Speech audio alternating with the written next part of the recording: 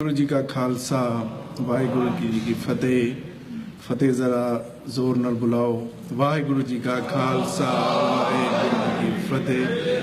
जे तो तुसा मेरे विचार अज सुनने आ ते थोड़ी जी मेरी मदद ये करो भी इस रोस्टम की जरा साइड बदलो, क्योंकि मैं एडे वड्डे शहीद दे वल पिठ करके गल नहीं कर सकता। इस वास्ते इन्हू थोड़ा जिहा चेंज करो तो इधर कर दिओ या थोड़ा जिहा इधर कर दिओ। हूँ ठीक हो गया। मैं अज गुरु दी हजूरी च हाजिर होया तो दिल नूं बहुत चंगा लगा है, क्योंकि तुसा एक मुसलमान नूं बुला के बहुत सम्मानिया है और उस सांझ दी याद दवाई है जिहड़ी एक ओंकार दी सांझ है, जिहड़ी साडे दरम्यान सब तो वड्डी सांझ है। ये वो सांझ अज फिर ताज़ा हो रही है जिहड़ी गुरु साहिबान दे समय तो मुसलमानों दे नाल चली आ रही है। भाई मरदाना जी ते गुरु नानक जी दी सांझ, गुरु अमरदास जी ते उन्हां दे मुसलमान मंजीदारां दी सांझ, पंजवें पातशाह दी ते मियाँ मीर जी दी सांझ, पीर बुद्धू शाह जी दी ते छेवें पातशाह दी सांझ, नबी खान गनी खान ते 10वें पातशाह दी सांझ, फकीर खानदान दी ते महाराजा रणजीत सिंह दी सांझ।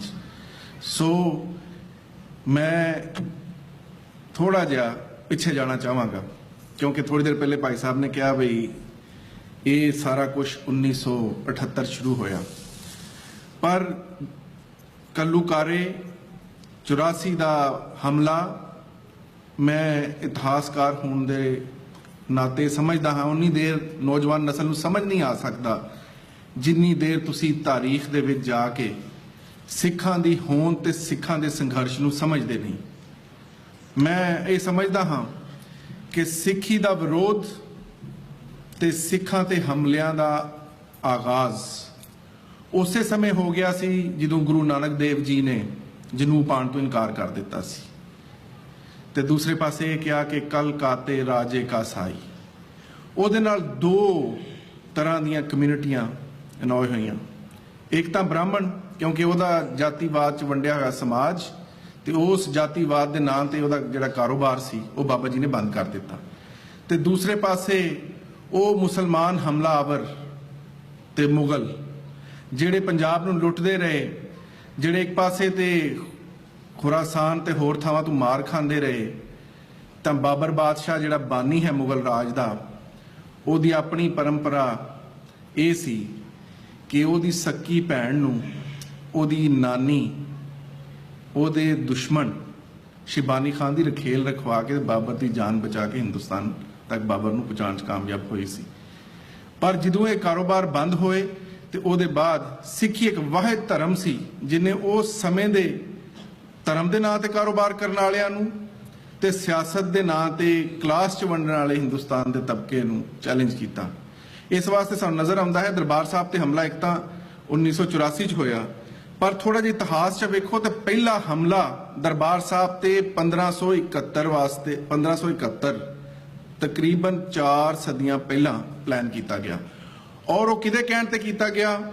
महेश दास जिन्हों बीरबल कहा जाता है, बीरबल जिन्हों साडे अजकल बहुत सारे फिल्मां वेखण वाले कहंदे भी बीरबल जिहड़ा सी बहुत ही सियाणा जिहड़ा सी वो अकबर दा दरबारी सी। इसे ही सियाणे अकबर दे दरबारी ने सुली खान नूं दरबार साहब ते हमला करन लई घल्लिया सी। ये होर गल है कि सुली खान अपने इस प्लान च कामयाब नहीं हो सकिया और सड़ के मर गया, लेकिन उस समय दरबार साहब ते हमला हो गया। हो जाना सी, नहीं होया, गुरु ने रख लिया, बचा लिया। पर तुसी ये देखो कि गुरु अर्जुन देव जी की शहीदी ते चंदू की साजिश साढ़े सामने है, और सिर्फ मैं चंदू नूं जिम्मेदार नहीं समझदा, वो मुगल राज जिहड़ा लोकां कोलों हक खो रहा सी, जिहड़ा लोकां कोलों जिजिया मंग रहा सी, उहदे खिलाफ जिस तरह गुरु अर्जुन देव जी खलोते और जिस तरह उन्होंने रजिस्टेंस की बुनियाद रखी एक अजय राज के खिलाफ जिहड़ा लोकां ते टैक्स लावे, नजायज़ टैक्स लावे, ये वाजी सानू इतिहास च होर किसी रजिस्टेंस दी मिसाल नहीं मिलती। पर उत्थे भी तुसी देख लो कि एक पासे ब्राह्मण ते दूसरे पासे उस वक्त दे राज करने वाले मुगल ਰਲ ਕੇ ਗੁਰੂ ਸਾਹਿਬ ਦੀ ਸ਼ਹੀਦੀ ਦਾ ਕਾਰਨ ਬਣਦੇ ਹਨ। ਤੇ ਅੱਗੇ ਜੇ ਗੱਲ ਚੱਲੇ ਤਾਂ ਇੱਕ ਪਾਸੇ 6ਵੇਂ ਪਾਤਸ਼ਾਹ ਨੂੰ ਕੈਦ ਕੀਤਾ ਜਾਂਦਾ ਹੈ, ਫਿਰ ਬੰਦੀ ਛੋੜ ਅਸੀਂ ਮਨਾਉਂਦੇ ਹਾਂ। ਉਹ ਤਾਂ ਹਿੰਦੂਆਂ ਨੂੰ, ਰਾਜਿਆਂ ਨੂੰ, 52 ਰਾਜਿਆਂ ਨੂੰ ਉੱਥੋਂ ਮੁਕਤੀ ਦਿਵਾਉਂਦੇ ਨੇ, ਪਰ ਦੂਸਰੇ ਪਾਸੇ ਬ੍ਰਾਹਮਣ ਸ੍ਰੀ ਗੋਬਿੰਦਪੁਰ ਸਾਹਿਬ ਦੇ ਕਿਲੇ ਤੇ ਨਾ ਸਿਰਫ ਕਬਜ਼ਾ ਕਰ ਲੈਂਦੇ ਨੇ, ਬਲਕਿ ਉਹਨਾਂ ਦੀ ਪੂਰੀ ਜ਼ਿੰਦਗੀ 'ਚ ਬਾਰ-ਬਾਰ ਉਹਨਾਂ ਤੇ ਹਮਲੇ ਕਰਨ ਦੀ ਕੋਸ਼ਿਸ਼ ਕਰਦੇ ਨੇ, ਉਹਨਾਂ ਦੀ ਸ਼ਹੀਦੀ ਦੀ ਕੋਸ਼ਿਸ਼ ਕਰਦੇ ਨੇ, ਜਿਹੜੀ ਕਦੇ ਕਾਮਯਾਬ ਨਹੀਂ ਹੁੰਦੀ। ਤੇ 10ਵੇਂ ਪਾਤਸ਼ਾਹ ਤੱਕ ਆ ਜਾਓ। 10ਵੇਂ ਪਾਤਸ਼ਾਹ ਨੇ ਜਦੋਂ ਖਾਲਸੇ ਦੀ ਸਿਰਜਣਾ ਕੀਤੀ ਹੈ ਤੇ ਉਹਦੇ ਬਾਅਦ ਹੀ ਪਹਾੜੀ ਰਾਜੇ ਉਹਨਾਂ ਦੇ ਖਿਲਾਫ ਹੋਏ, ਕਿਉਂਕਿ 10ਵੇਂ ਪਾਤਸ਼ਾਹ ਨੇ ਸਾਨੂੰ ਸਾਰੀਆਂ ਬਿਮਾਰੀਆਂ ਦਾ, ਸਾਰੇ ਦੇ ਸਾਰੇ ਮਸਲਿਆਂ ਦਾ ਇੱਕ ਹੱਲ ਦਿੱਤਾ ਸੀ ਕਿ ਰਾਜ ਕਰੇਗਾ ਖਾਲਸਾ, ਆਕੀ ਰਹੇ ਨਾ ਕੋਈ। ਪਰ ਉਹ ਰਾਜ ਕਰੇਗਾ ਖਾਲਸਾ ਦਾ ਵਿਚਾਰ ਨਾ ਤਾਂ ਮੁਗਲਾਂ ਨੂੰ ਪਚਿਆ ਤੇ ਨਾ ਹੀ ਪਹਾੜੀ ਰਾਜਿਆਂ ਨੂੰ, ਕਿਉਂਕਿ 10ਵੇਂ ਪਾਤਸ਼ਾਹ ਨੇ ਖਾਲਸਾ ਪੰਥ ਦੀ ਸਿਰਜਣਾ ਇਸ ਵਾਸਤੇ ਕੀਤੀ ਸੀ ਕਿ ਤੁਸੀਂ ਰਾਜ ਦੀ ਮੰਗ ਕਰੋ, ਆਪਣੀ ਵੱਖਰੀ ਹੋਂਦ ਦੀ ਗੱਲ ਕਰੋ। ਤਾਂ ਅਸੀਂ ਗੁਰੂ ਗ੍ਰੰਥ ਸਾਹਿਬ ਦੇ ਸਾਹਮਣੇ ਅਰਦਾਸ ਤੇ ਕਰੀ ਜਾਂਦੇ ਹਾਂ ਵੀ ਰਾਜ ਕਰੇਗਾ ਖਾਲਸਾ, ਕੀ ਰਹੇ ਨਾ ਕੋਈ, ਪਰ ਇਹ ਕੋਈ ਅਰਦਾਸ ਨਹੀਂ ਹੈ, ਇਹ ਕੋਈ ਦੋੜਾ ਨਹੀਂ ਹੈ, ਇਹ ਗੁਰੂ ਸਾਹਿਬ ਦਾ ਹੁਕਮ ਹੈ ਕਿ ਰਾਜ ਵਾਸਤੇ ਕੰਮ ਕਰੋ। ਔਰ ਉਹਦੇ ਬਾਅਦ ਜਿੰਨੀਆਂ ਸ਼ਹੀਦੀਆਂ ਹੋਈਆਂ ਉਹ ਸਾਰੀਆਂ ਦੀਆਂ ਸਾਰੀਆਂ ਇਸੇ ਕਾਰਨ ਹੋਈਆਂ। ਮੈਂ ਥੋੜੀ ਜਿਹੀ ਗੱਲ ਇਹ ਕਰਨਾ ਚਾਹਾਂਗਾ ਕਿ ਸਾਨੂੰ ਥੋੜਾ ਜਿਹਾ ਸੋਚਣਾ ਚਾਹੀਦਾ ਕਿ ਜੇ ਕੌਮਾਂ ਦੇ ਕੋਲ ਰਾਜ ਹੋਵੇ ਤੇ ਉਹਨਾਂ ਦੀ ਹਾਲਤ ਕੀ ਹੁੰਦੀ ਹੈ, ਨਾ ਹੋਵੇ ਤੇ ਉਹਨਾਂ ਦੀ ਹਾਲਤ ਕੀ ਹੋ ਜਾਂਦੀ ਹੈ। ਗੁਰੂ ਸਾਹਿਬ ਦੇ ਇਸ ਆਦੇਸ਼ ਦੀ ਸਮਝ ਸਹੀ ਮਾਨਿਆਂ ਵਿੱਚ ਬੰਦਾ ਸਿੰਘ ਬਹਾਦਰਿਆਂ ਹੀ 1744 ਦੇ ਵਿੱਚ ਜਦ ਲਖਪਤ ਰਾਏ ਨੇ ਜਾ ਕੇ ਲਾਹੌਰ ਦੇ ਗਵਰਨਰ ਦੇ ਪੈਰਾਂ 'ਚ ਪੱਗ ਰੱਖੀ ਔਰ ਸਿੱਖਾਂ ਦਾ ਪਹਿਲਾ ਘੱਲੂਕਾਰਾ ਕਰਾਇਆ, ਤਾਂ ਉਸ ਤੋਂ ਪਤਾ ਚੱਲ ਜਾਣਾ ਚਾਹੀਦਾ ਹੈ ਕਿ ਰਾਜ ਨਾ ਹੋਵੇ ਤੇ ਕੌਮਾਂ ਦੀ ਹਾਲਤ ਕੀ ਹੋ ਜਾਂਦੀ ਹੈ। ਸਿਰਫ ਇੰਨਾ ਹੀ ਨਹੀਂ ਹੋਇਆ, ਰਾਜ ਮੁੱਕਣ ਦੇ ਫੌਰਨ ਬਾਅਦ 1762 ਦੇ ਵਿੱਚ ਅਬਦਾਲੀ ਨੂੰ ਸੱਦਾ ਦੇਣ ਵਾਲਾ ਕੌਣ ਸੀ? ਉਹ ਸੀ ਹਰਭਗਤ ਨਰੰਜਣੀਆਂ, ਜਿਹੜਾ ਜੰਡਿਆਲੇ ਦਾ ਇੱਕ ਬ੍ਰਾਹਮਣ ਸੀ, ਜਿਨੇ ਕਾਬਲੀ ਮਲ ਤੇ ਹੋਰ ਅਫਗਾਨਾਂ ਨਾਲ ਰਲ ਕੇ 15,000 ਸਿੱਖਾਂ ਦਾ ਘੱਲੂਕਾਰਾ 1762 ਦੇ ਵਿੱਚ ਕਰਾਇਆ। ਸੋ ਤੁਹਾਨੂੰ ਸਮਝ ਆ ਜਾਣੀ ਚਾਹੀਦੀ ਹੈ ਕਿ ਘੱਲੂਕਾਰੇ ਕਿਉਂ ਹੁੰਦੇ ਨੇ, ਘੱਲੂਕਾਰੇ ਪਲਾਨ ਕੌਣ ਕਰਦਾ ਹੈ, ਘੱਲੂਕਾਰਿਆਂ ਕਰਨ ਵਾਲੇ ਨੂੰ ਸੱਦਣ ਵਾਲੇ ਕੌਣ ਸਨ। ਪਰ ਤੁਸੀਂ ਅੱਗੇ ਦੇਖੋ, ਮੈਂ ਤਾਂ ਕਹਿੰਦਾ ਕਿ ਤਾਰੀਖ ਸਿੱਖਾਂ ਦੀ ਇਸ ਤਰ੍ਹਾਂ ਜੁੜੀ ਹੋਈ ਹੈ ਕਿ ਸਿੱਖਾਂ ਨੂੰ ਬਹੁਤ ਕਲੀਅਰ ਮੈਸੇਜ ਦੇ ਰਹੀ ਹੈ। ਮਹਾਰਾਜਾ ਰਣਜੀਤ ਸਿੰਘ ਪੰਜਾਬ ਦੀ ਉਹ ਧਰਤੀ ਜਿਹੜੀ ਲਹੂ ਲਿਬੜੀ ਸੀ, ਜਦ ਰਾਜ ਕਾਇਮ ਕਰਦੇ ਨੇ ਖਾਲਸੇ ਦਾ, ਤੇ ਦੁਨੀਆ ਨੂੰ ਪਹਿਲੀ ਵਾਰੀ ਦੱਸਦੇ ਨੇ ਕਿ ਖਾਲਸੇ ਦੇ ਰਾਜ ਦਾ ਮਤਲਬ ਕੀ ਹੈ ਔਰ ਖਾਲਸਾ ਸਰਬੱਤ ਦਾ ਜਿਹੜਾ ਭਲਾ ਸਭ ਦਾ ਚਾਹੁੰਦਾ ਹੈ ਉਹਦਾ ਮਤਲਬ ਕੀ ਹੈ। ਕਿਉਂਕਿ ਮਹਾਰਾਜਾ ਰਣਜੀਤ ਸਿੰਘ ਵਰਗਾ ਰਾਜ ਹਿੰਦੁਸਤਾਨ 'ਚ ਨਾ ਕਦੇ ਕਿਸੇ ਨੇ ਕੀਤਾ ਤੇ ਨਾ ਕਦੇ ਕਿਸੇ ਨੇ ਕਰਨਾ। ਇਹ ਉਹ ਰਾਜ ਜਿਸ 35,000 ਮੁਸਲਮਾਨ ਬੱਚੇ ਆਪਣੇ ਧਰਮ ਦੀ ਤਾਲੀਮ ਹਾਸਲ ਕਰਦੇ ਸਨ। ਇਹ ਉਹ ਰਾਜ ਜਿਹਦੇ ਵਿੱਚ 1 ਲੱਖ ਰੁਪਏ ਦੇ ਵਿੱਚ ਕੁਰਾਨ ਖਰੀਦਿਆ ਗਿਆ। ਇਹ ਉਹ ਰਾਜ ਜਿਹਦੇ ਵਿੱਚ ਨਾ ਕਿਸੇ ਨੇ ਕੋਈ ਮੰਦਰ ਢਾਇਆ, ਨਾ ਮਸਜਿਦ ਢਾਈ, ਤੇ ਨਾ ਕਿਸੇ ਨੂੰ ਜ਼ਬਰਦਸਤੀ ਮੁਸਲਮਾਨ ਕੀਤਾ ਤੇ ਨਾ ਹੀ ਸਿੱਖ ਕੀਤਾ, ਬਲਕਿ ਇਹ ਉਹ ਰਾਜ ਸੀ ਜਿਹਦੇ ਬਾਰੇ ਅੱਜ ਅੰਗਰੇਜ਼ ਵੀ ਲਿਖਦੇ ਆ ਕਿ ਉਹ ਸਹੀ ਮਾਨਿਆਂ ਦੇ ਵਿੱਚ ਅਜਿਹਾ ਰਾਜ ਸੀ ਜਿਹੜਾ ਰਾਜ ਦੁਬਾਰਾ ਕਾਇਮ ਨਹੀਂ ਹੋਣਾ। ਇਹ ਤਾਂ ਉਹਨਾਂ ਦੀ ਰਾਜ ਦੀ ਅਜ਼ਮਤ ਹੈ, ਪਰ ਜੇ ਰਾਜ ਖੁੱਸ ਜਾਵੇ ਤਾਂ ਫੇਰ ਕੀ ਹੁੰਦਾ, ਮੈਂ ਉਧਰ ਲੈ ਕੇ ਆਉਣਾ ਤੁਹਾਨੂੰ। ਰਾਜ ਜਿਸ ਵੇਲੇ ਮਹਾਰਾਜਾ ਰਣਜੀਤ ਸਿੰਘ ਦਾ ਖਤਮ ਹੁੰਦਾ ਹੈ ਤੇ ਉਹੋ ਹੀ ਮਹਾਰਾਣੀ ਜਿੰਦਾਂ, ਜਿਹਨੂੰ ਅੰਗਰੇਜ਼ ਦੀਆਂ ਫੌਜਾਂ ਸਲੂਟ ਕਰਨ, ਜਿਹਦੇ ਸਾਹਮਣੇ ਪਰੇਡ ਕਰਦੀਆਂ ਹੋਈਆਂ ਗੁਜ਼ਰਨ, ਜਦ ਰਾਜ ਮੁੱਕਾ ਤੇ ਉਸੇ ਮਹਾਰਾਣੀ ਜਿੰਦਾਂ ਨੂੰ ਉਹਦੇ ਵਾਲਾਂ ਤੋਂ ਫੜ ਕੇ ਧਰੂ ਕੇ ਲਾਹੌਰ ਤੋਂ ਸ਼ੇਖਪੁਰੇ ਦੇ ਕਿਲੇ 'ਚ ਲੈ ਕੇ ਜਾਂਦੀਆਂ ਨੇ। ਤੇ ਸਿਰਫ ਗੱਲ ਇੱਥੇ ਹੀ ਨਹੀਂ ਮੁੱਕਦੀ, ਬਲਕਿ ਮਹਾਰਾਜਾ ਰਣਜੀਤ ਸਿੰਘ ਦੀ ਸੰਤਾਨ ਨੂੰ ਸਿੱਖੀ ਤੋਂ ਵੱਖ ਕਰਨ ਲਈ ਇੰਗਲਿਸਤਾਨ ਖੜਿਆ ਜਾਂਦਾ ਹੈ। ਉੱਥੇ ਉਹਨਾਂ ਦਾ ਧਰਮ ਬਦਲਣ ਦੀ ਕੋਸ਼ਿਸ਼ ਕੀਤੀ ਜਾਂਦੀ ਹੈ। ਇਹ ਗੱਲ ਕੋਈ ਏਡੀ ਸਿੰਪਲ ਨਹੀਂ ਹੈ ਕਿ ਅੰਗਰੇਜ਼ ਇੰਨੀ ਦੂਰੋਂ ਮਹਾਰਾਜਾ ਦਲੀਪ ਸਿੰਘ ਨੂੰ ਚੁੱਕ ਕੇ ਉੱਥੇ ਲੈ ਗਏ। ਕਿਉਂ ਲੈ ਕੇ ਗਏ? ਤਾਂ ਕਿ ਸਿੱਖੀ ਤੋਂ ਉਹਨਾਂ ਨੂੰ ਦੂਰ ਕਰ ਦਿੱਤਾ ਜਾਏ, ਕਿਉਂਕਿ ਉਹਨਾਂ ਨੂੰ ਪਤਾ ਕਿ ਸਿੱਖੀ ਇੱਕ ਅਜਿਹਾ ਧਰਮ ਹੈ ਜਿਸ ਪੋਲੀਟੀਕਲ ਪੋਟੈਂਸ਼ੀਅਲ ਹੈ, ਔਰ ਅਗਰ ਇਹ ਲੋਕ ਆਪਣੇ ਧਰਮ ਨਾਲ ਜੁੜੇ ਰਹੇ ਤਾਂ ਰਾਜ ਦੀ ਮੰਗ ਵੀ ਕਰਨਗੇ, ਕਿਉਂਕਿ ਰਾਜ ਬਿਨਾ ਨਾ ਧਰਮ ਚਲੇ ਹੈ, ਧਰਮ ਬਿਨਾ ਸਭ ਦਲੇ ਮਲੇ ਹੈ। ਤਾਂ ਉਹੀ ਦਲੀਪ ਸਿੰਘ ਜਦ ਫੇਰ ਆਪਣੇ ਸਿੱਖੀ ਧਰਮ ਨਾਲ ਜੁੜਦਾ ਹੈ ਤਾਂ ਫਿਰ ਰਾਜ ਦੀ ਮੰਗ ਕਰਦਾ ਹੈ। ਸੋ ਅੱਗੇ ਡਾਕਟਰ ਸਾਹਿਬ ਤੇ ਇਸ ਗੱਲ ਦੇ ਮਾਹਰ ਨੇ, ਡਾਕਟਰ ਗੁਰਦਰਸ਼ਨ ਸਿੰਘ, ਉਹ ਹੋਰ ਇਹ ਤੇ ਜ਼ੋਰ ਦੇ ਕੇ ਗੱਲ ਕਰਨਗੇ कि सिखां दे खिलाफ किसी ने भी घट नहीं की। जे मुगलों ने गुरुआं दी शहीदियां कीतियां ने ते अंग्रेज़ां ने भी कोई घट नहीं की। सिखां कोलों उन्हां दी किंगडम खोलण वाले अंग्रेज़, आर्या समाज मूवमेंट 1856 च बनाने वाले अंग्रेज़, जिहड़ी ना सिर्फ मुसलमानां दे होण ते बल्कि सिखां दी होण ते भी बार बार हमले करती रही। और मामला इत्थे तक पहुंचा कि 1892 दे विच जदों दयाल सिंह मजिठिया पूरा होया ते उत्थे दे हिंदुआं ने जाके लाहौर हाई कोर्ट का रिकॉर्ड कट के वेखो, उत्थे जाके पटिशन दायर की कि सिखी कोई वखरा धर्म नहीं है, ये तो हिंदू मत का हिस्सा है। इस वास्ते इहदी जिहड़ी जमीन जायदाद दयाल सिंह मजिठिया छड्ड के गया है, ये हिंदुआं नूं दित्ती जाए। और उन्होंने हाई कोर्ट को फैसला भी करा लिया कि सिखी कोई वखरा धर्म नहीं बल्कि हिंदू मत का हिस्सा है। इसे वास्ते ही भाई काहन सिंह नाभा नूं हम हिंदू नहीं लिखनी पई। तो गल इत्थे नहीं मुक्की। असी अज रोना रोने ना दरबार साहब की बेपत्ती का। दरबार साहब की बेपत्ती उदों भी की गई जद उत्थे बहुत सारे बुत लिया के अंग्रेज़ राज दे विच रखे गए और सिंह सभा मूवमेंट पूरी दी पूरी सिक्खी की होंद नूं बचाउण लई चलाई गई। पर दुख की गल यह है, जिहड़ा पहलां भी गल की जा रही सी जिन्ना साहब की ते होर लोकां दी, कि बाकी सारी कौमां नूं इह पता चल चुकिया सी कि हिंदुस्तान दे विच रह के उन्हां दे हक्कां दी हिफाजत नहीं हो सकती। जिन्ना साहब वर्गे लोग जिन्ना पाकिस्तान बनाया वो तो हिंदुस्तान का बंटवारा नहीं सी चाहते, वो तो हिंदुस्तान दे विच रहना चाहते सी। पर जब कांग्रेस की मिनिस्ट्रियां बनिया 1935 के बाद तो वो ओह कुछ होया जो अज मोदी की सरकार कर रही है, बस ना ही थोड़ा जिहा मुख्तलिफ है। उस कांग्रेस की सरकार ने विद्या मंदिर स्कीम शुरू की, विद्या मंदिर स्कीम शुरू की, शुद्धि संगठन शुरू किया, गांधी की मूर्ति पूजा ला दी। तो उस वे सिख बच्चे भी गांधी की मूर्ति पूजा करते सी।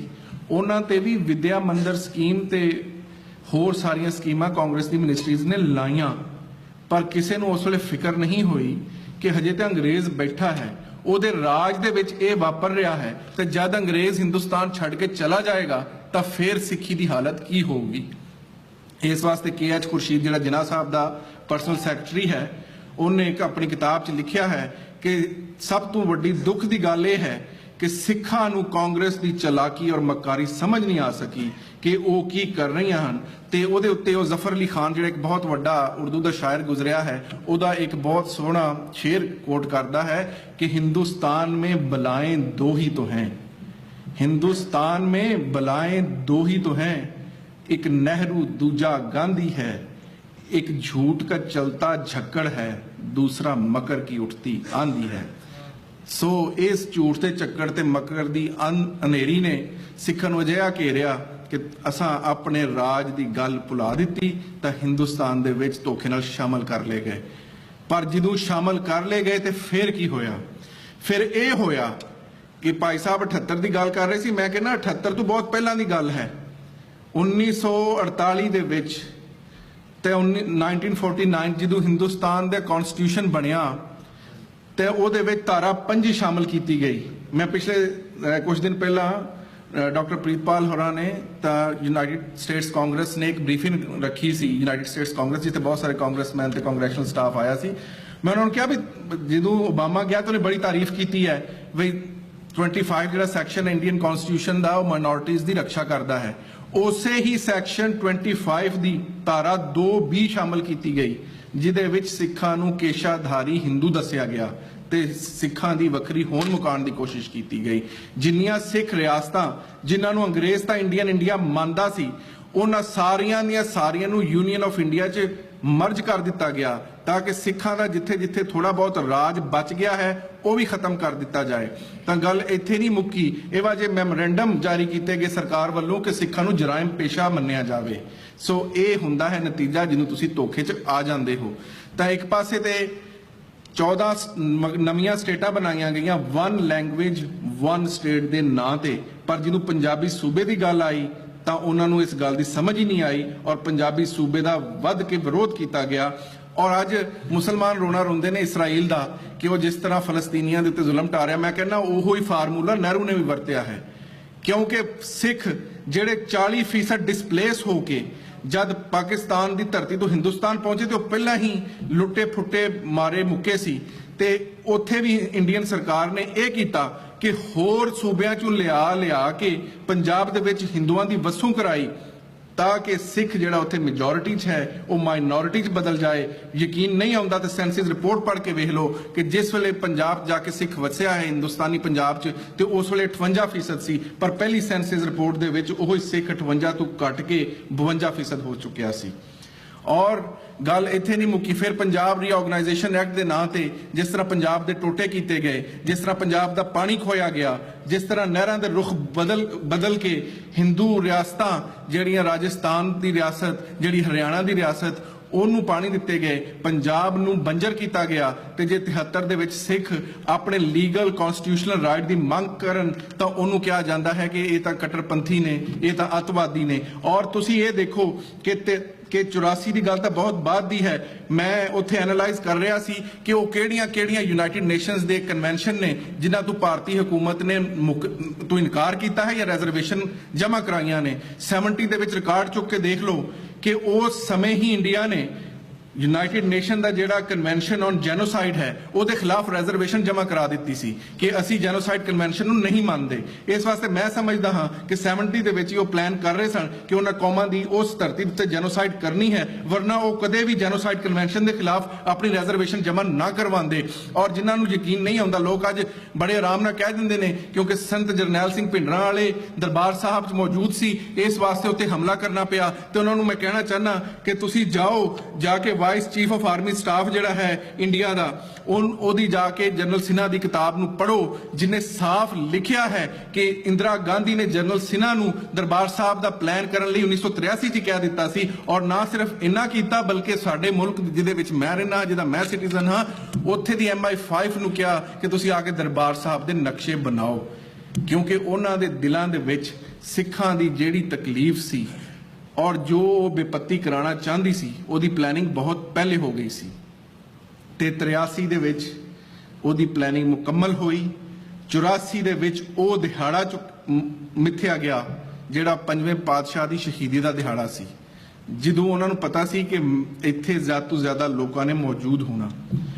ਹੁਣ ਮੈਂ ਉਹ ਸਾਰੇ ਇਵੈਂਟ ਜੋ ਕੁਝ ਵਾਪਰਿਆ ਰਿਪੀਟ ਕਰਕੇ ਤੁਹਾਡਾ ਸਮਾਂ ਬਰਬਾਦ ਨਹੀਂ ਕਰਨਾ ਚਾਹੁੰਦਾ, ਪਰ ਉਹ 'ਚ ਦੇਖਣ ਦੀ ਗੱਲ ਕੀ ਹੈ, ਜਿਹੜੇ ਲੋਕ ਉਹਨੂੰ ਦਰਬਾਰ ਸਾਹਿਬ ਤੇ ਹਮਲਾ ਕਹਿੰਦੇ ਨੇ, ਮੈਂ ਕਹਿੰਦਾ ਉਹਨੂੰ ਸਿਰਫ ਦਰਬਾਰ ਸਾਹਿਬ ਤੇ ਹਮਲਾ ਨਾ ਕਹੋ, ਉਹ ਸਿੱਖ ਦੇ ਉੱਤੇ ਹਮਲਾ ਹੈ, ਉਹ ਸਿੱਖਾਂ ਦੀ ਨਸਲਕੁਸ਼ੀ ਹੈ। ਕਿਉਂਕਿ ਹਮਲਾ ਸਿਰਫ ਦਰਬਾਰ ਸਾਹਿਬ ਤੇ ਨਹੀਂ ਹੋਇਆ, 37 ਹੋਰ ਗੁਰਦੁਆਰਿਆਂ ਤੇ ਵੀ ਹੋਇਆ।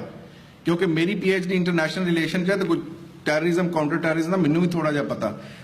ਉਹ ਜਿਹੜੇ ਲੋਕ ਇਹਨੂੰ ਕਾਊਂਟਰ ਇੰਸਰਜੈਂਸੀ ਜਾਂ ਕਾਊਂਟਰ ਟੈਰਰਿਜ਼ਮ ਆਪਰੇਸ਼ਨ ਕਹਿੰਦੇ ਨੇ, ਮੈਂ ਉਹਨਾਂ ਨੂੰ ਕਹਿੰਦਾ ਤੁਸੀਂ ਜਾ ਕੇ ਪੜ੍ਹੋ ਤੇ ਸਹੀ ਕਾਊਂਟਰ ਇੰਸਰਜੈਂਸੀ ਆਪਰੇਸ਼ਨ ਕੀਤੇ ਕਿਸ ਤਰ੍ਹਾਂ ਜਾਂਦੇ ਨੇ।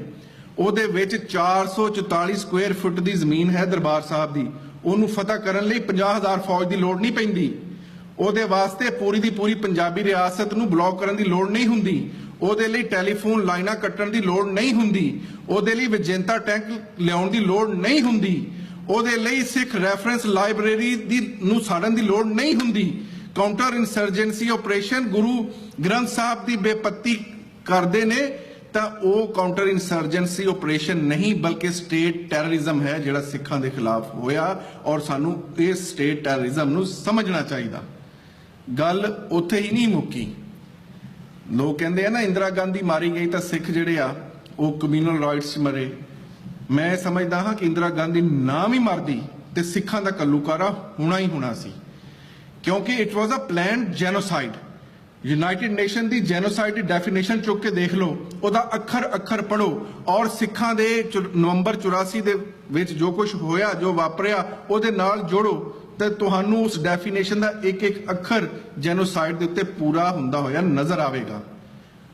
84 ਦੇ ਵਿੱਚ ਨਵੰਬਰ ਦੇ ਵਿੱਚ ਮੈਂ ਸਵਾਲ ਉਠਾਏ ਆ ਪਹਿਲਾਂ ਵੀ ਕਿ ਅਗਰ ਇਹ ਪਲਾਨ ਜੈਨੋਸਾਈਡ ਨਹੀਂ ਸੀ ਤਾਂ ਫਿਰ ਸਿੱਖਾਂ ਦੇ ਘਰਾਂ ਦੀਆਂ ਲਿਸਟਾਂ ਤੇ ਉਹਨਾਂ ਦੇ ਕਾਰੋਬਾਰ ਦੀਆਂ ਲਿਸਟਾਂ ਕਿਹਨੇ ਦਿੱਤੀਆਂ? ਦੂਰਦਰਸ਼ਨ ਦੇ ਮੀਡੀਆ ਨੂੰ ਖੂਨ ਕਾ ਬਦਲਾ ਖੂਨ ਦੇ ਨਾਰੇ ਲਾਉਣ ਦੀ ਇਜਾਜ਼ਤ ਇੰਡੀਅਨ ਸਰਕਾਰ ਨੇ ਕਿਸ ਤਰ੍ਹਾਂ ਦਿੱਤੀ? ਦਿੱਲੀ ਟਰਾਂਸਪੋਰਟ ਅੱਡੇ ਤੋਂ ਹਿੰਦੂ ਬਲਵਾਈਆਂ ਨੂੰ ਲੱਦ ਕੇ ਸਿੱਖਾਂ ਦੇ ਘਰਾਂ ਦੇ ਸਾਹਮਣੇ ਲਾਉਣ ਵਾਲੇ ਕੌਣ ਸਨ? ਦਿੱਲੀ ਲਾਈਟ ਇਨਫੈਂਟਰੀ, ਜਿੱਥੇ 1600 ਸਿੱਖ ਨੌਜਵਾਨ ਉਸ ਵੇਲੇ ਦਿੱਲੀ 'ਚ ਮੌਜੂਦ ਸੀ, ਉਹਨਾਂ ਨੂੰ ਦਿੱਲੀ ਕੰਟੋਨਮੈਂਟ ਤੱਕ ਕਰਟੇਲ ਕਰਨ ਵਾਲੇ ਕੌਣ ਸਨ ਕਿ ਉਹ ਆਪਣੇ ਸਿੱਖ ਭੈਣਾਂ ਭਰਾਵਾਂ ਨੂੰ ਸੜਦਿਆਂ ਮਰਦਿਆਂ ਵੇਖਦੇ ਰਹਿਣ ਪਰ ਇੰਟਰਵੀਨ ਨਾ ਕਰਨ। ਇਹ ਸਭ ਔਰ ਸਭ ਇੱਕ ਪਲੈਨਡ ਜੈਨੋਸਾਈਡ ਸੀ। ਅੱਜ ਇਹ ਕਹਿਣਾ ਬੜਾ ਸੌਖਾ ਹੈ, ਮੇਰੇ ਵਰਗੇ ਲੋਕ ਇੱਥੇ ਕੋਟ ਟਾਈ ਪਾ ਕੇ ਤੇ ਇਹ ਸਾਰੀਆਂ ਚੀਜ਼ਾਂ ਯਾਦ ਦਵਾ ਦਿੰਦੇ ਨੇ ਤੇ ਤੁਸੀਂ ਵੀ ਸਿਰ ਥੱਲੇ ਕਰਕੇ ਸੁਣ ਲੈਂਦੇ ਹੋ, ਪਰ ਉਸ ਤਕਲੀਫ ਨੂੰ ਜੇ ਤੁਸੀਂ ਮਹਿਸੂਸ ਕਰਨਾ ਹੋਵੇ ਤਾਂ ਜਾਓ ਦਿੱਲੀ ਦੇ ਵਿੱਚ ਜਿਹੜੀ ਵਿਧਵਾ ਕਾਨੂੰਨੀ ਹੈ ਸਿੱਖਾਂ ਦੀ, ਉਹਨਾਂ ਆਪਣੀਆਂ ਮਾਵਾਂ ਭੈਣਾਂ ਨੂੰ ਪੁੱਛੋ ਕਿ ਉਹਨਾਂ ਨਾਲ ਕੀ ਵਾਪਰਿਆ ਹੈ ਔਰ ਅੱਜ ਕੀ ਵਾਪਰ ਰਿਹਾ ਹੈ। ਜਾਓ ਜਾ ਕੇ ਪਤੀ ਤਰਨ ਤਾਰਨ ਦੇ ਉੱਤੇ ਜਿਹੜੀਆਂ ਸਿੱਖ ਮੈਸ ਕ੍ਰੀਮੇਸ਼ਨ ਸਾਈਟਸ ਮਿਲੀਆਂ, ਜਿੱਥੇ ਅਨੇਕਾਂ ਹੀ ਸਿੱਖ ਸਾੜ ਦਿੱਤੇ ਗਏ, ਜਿਹੜੀਆਂ ਹਿਟਲਰ ਦੇ ਗੈਸ ਚੈਂਬਰ ਤੋਂ ਕਿਸੇ ਤਰ੍ਹਾਂ ਵੀ ਘੱਟ ਨਹੀਂ, ਉਹਨਾਂ ਸਿੱਖਾਂ ਦੀਆਂ ਸੜੀਆਂ ਹੋਈਆਂ ਸੜੇ ਹੋਏ ਉਹਨਾਂ ਸ਼ਰੀਰਾਂ ਤੋਂ ਪੁੱਛੋ ਕਿ ਉਹਨਾਂ ਨਾਲ ਕੀ ਬੀਤੀ ਹੈ।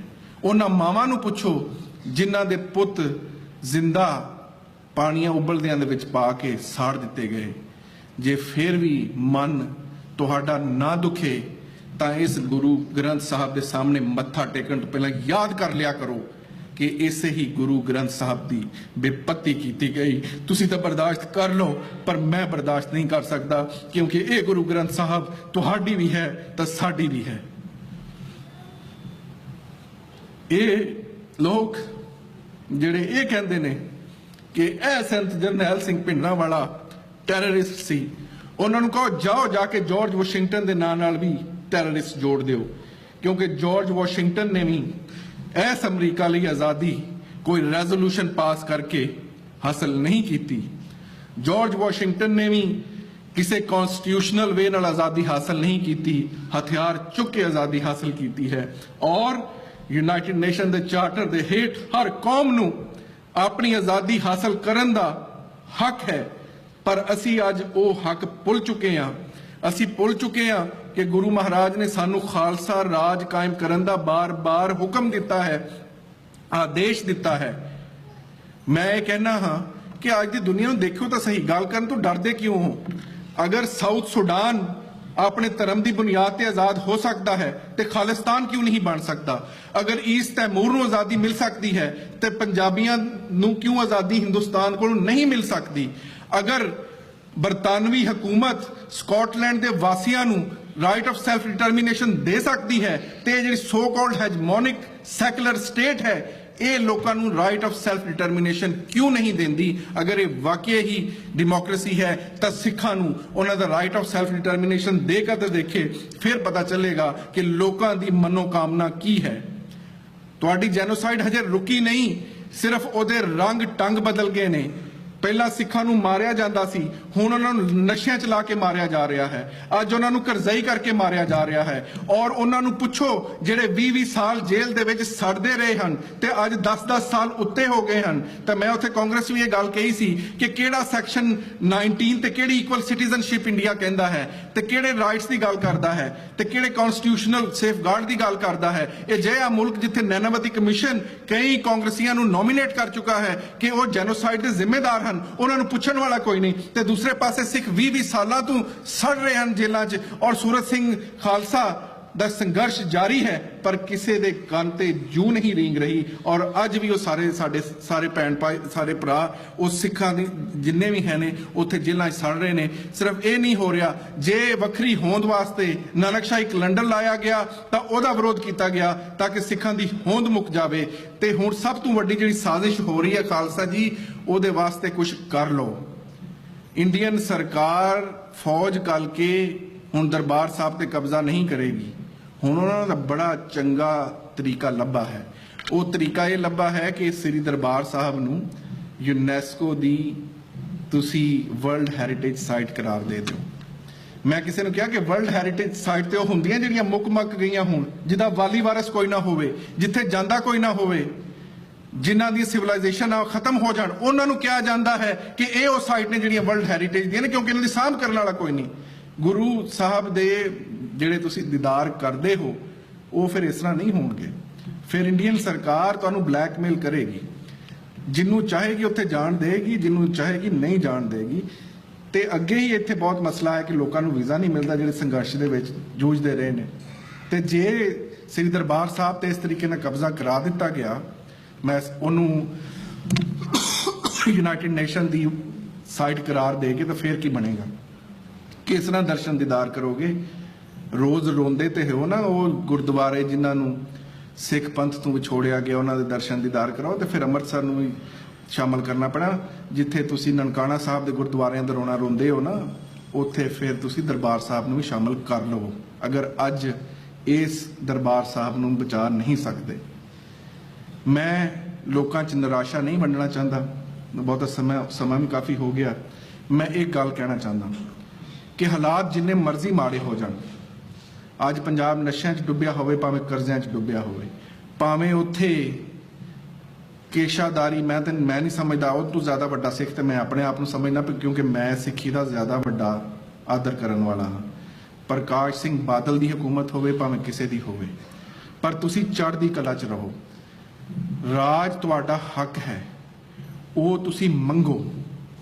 ਔਰ ਮੈਂ ਲੋਕਾਂ ਨੂੰ 2 ਮਿਸਾਲਾਂ ਦੇਣਾ ਹੁੰਨਾ ਕਿ ਨਸ਼ਿਆਂ ਦੀ ਗੱਲ ਕਰਦੇ ਹੋ ਤੇ ਚੀਨੀ ਕੌਮ ਸਾਰੀ ਦੀ ਸਾਰੀ ਨਸ਼ਿਆਂ 'ਚ ਲੱਗੀ ਸੀ, ਪਰ ਜਦੋਂ ਉਹਨਾਂ ਨੇ ਆਪਣੀ ਹੋਂਦ ਪਛਾਣੀ, ਮੌਜ਼ੇ ਤੰਗ ਦੇ ਨਾਲ ਖੜੇ ਹੋਏ ਤਾਂ ਅੱਜ ਦੁਨੀਆ ਦੀ ਵਰਲਡ ਪਾਵਰ ਬਣ ਗਏ ਨੇ। ਤੁਸੀਂ ਕਿਉਂ ਨਹੀਂ ਬਣ ਸਕਦੇ? ਤੇ ਜੇ ਘੱਲੂਕਾਰਿਆਂ ਦੀ ਗੱਲ ਕਰਨੀ ਹੈ ਤੇ ਮੈਂ ਤੁਹਾਨੂੰ ਯਾਦ ਦਿਵਾਉਣਾ ਚਾਹੁੰਦਾ ਕਿ 1215 ਦੇ ਵਿੱਚ ਜਦ ਹਲਾਕੂ ਖਾਂ ਤੇ ਚੰਗੇਜ਼ ਖਾਂ ਨੇ ਮੁਸਲਮਾਨਾਂ ਦੇ ਖਿਲਾਫਤ ਬਗਦਾਦ ਤੇ ਹਮਲਾ ਕੀਤਾ ਤੇ ਖਵਾਰਜ਼ਮ ਸ਼ਾਹੀ ਰਿਆਸਤ ਮੁਕਾਈ, ਤਾਂ 12 ਲੱਖ ਤੋਂ ਜ਼ਿਆਦਾ ਮੁਸਲਮਾਨਾਂ ਨੂੰ ਕੱਟ ਵੱਢ ਕੇ ਉਹਨਾਂ ਦੀਆਂ ਖੋਪੜੀਆਂ ਦੇ ਮਨਾਰ ਬਣਾ ਦਿੱਤੇ ਸੀ। ਪਰ ਕੀ ਮੁਸਲਮਾਨ ਕੌਮ ਉਹਦੇ ਬਾਅਦ ਆਪਣਾ ਰਾਜ ਦਾ ਹੱਕ ਭੁੱਲ ਗਈ? ਨਹੀਂ ਭੁੱਲੀ, ਔਰ ਰਾਜ ਲੈ ਕੇ ਔਰ ਰਾਜ ਕਾਇਮ ਕਰਕੇ ਦਿਖਾਇਆ। ਸੋ ਇਸ ਵਾਸਤੇ ਇਹਨਾਂ ਸ਼ਹੀਦਾਂ ਨੂੰ ਨਾ ਭੁੱਲੋ। ਸੈਮੀਨਾਰ ਕਰਾਉਣ ਨਾਲ ਸਾਡੇ ਵਰਗੇ ਲੋਕਾਂ ਦੇ ਆ ਕੇ ਤੁਹਾਡੇ ਸਾਹਮਣੇ ਖੜੇ ਹੋਣ ਦਾ ਫਾਇਦਾ ਤਾਂ ਹੀ ਹੈ ਜੇ ਯਾਦ ਰੱਖੋ ਕਿ ਖਾਲਸੇ ਦੀ ਡੈਫੀਨੇਸ਼ਨ ਜਿਹੜੀ ਭੁੱਲਦੇ ਜਾ ਰਹੇ ਹਾਂ ਉਹ ਕੀ ਸੀ। ਉਹ ਡੈਫੀਨੇਸ਼ਨ ਯਾਦ ਕਰਾ ਕੇ ਮੈਂ ਤੁਹਾਡੇ ਕੋਲੋਂ ਇਜਾਜ਼ਤ ਲਵਾਂਗਾ। ਗੁਰੂ ਸਾਹਿਬ ਨੇ ਖਾਲਸੇ ਦੀ ਬੜੀ ਸੋਹਣੀ ਡੈਫੀਨੇਸ਼ਨ ਕੀਤੀ ਸੀ, ਜੇ ਉਹ ਸਮਝ ਆ ਜਾਏ ਤੇ ਸਾਰੇ ਮਸਲਿਆਂ ਦਾ ਹੱਲ ਖੁਦ ਬ ਖੁਦ ਮਿਲ ਜਾਏਗਾ ਕਿ ਖਾਲਸਾ ਸੋਈ ਚੜੇ ਤਰੰਗ, ਖਾਲਸਾ ਸੋਈ ਜੋ करे नित जंग, खालसा सोई जो शस्त्र को तारे, खालसा सोई जो